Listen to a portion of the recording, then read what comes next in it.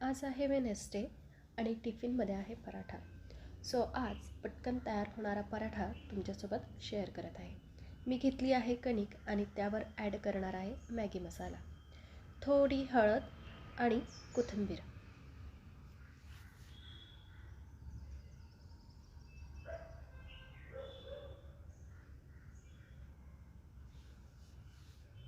थोडे तूप ॲड करून सर्व मिक्स करून एक गोळा तयार करून घेऊया.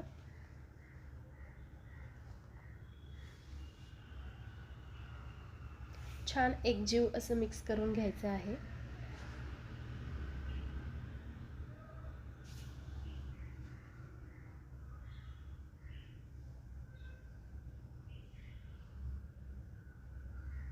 सर्व काही छान असे मिक्स करून झाले आहे. आता नॉर्मल पोळी करतो तशी पोळी करून घेऊया. थोडे तूप लावून इथे मी पोळी लाटून घेत आहे.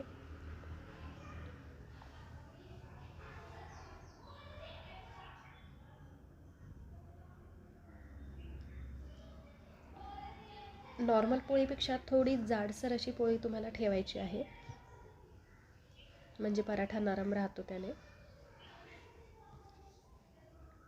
इथे मी कुकी कटरने शेप्स कट करून घेत आहे. मुलांना शेप्समध्ये दिले की त्यांना ते इंटरेस्टिंग वाटते आणि ते आवडीने खातात. तुम्ही नॉर्मल पोळीसारखी करून ती भाजून घेतली तरी चालेल. आता हे सर्व शेप्स छान तूप घालून भाजून घेऊ.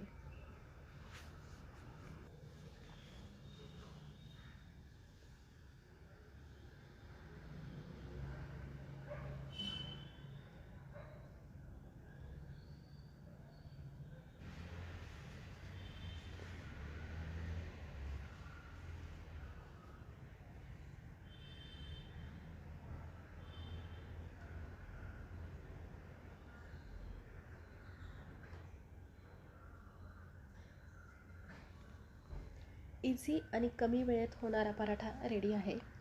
आता टिफिनमध्ये भरून घेऊया. या पराठ्यासोबत मी श्रीखंड देत आहे. तुमच्या चॉईसने तुम्ही हवे ते देऊ शकता, लाईक लोणचे, सॉस असं काही देऊ शकता. सोबत एक अंजीर देत आहे. टिफिन रेडी आहे.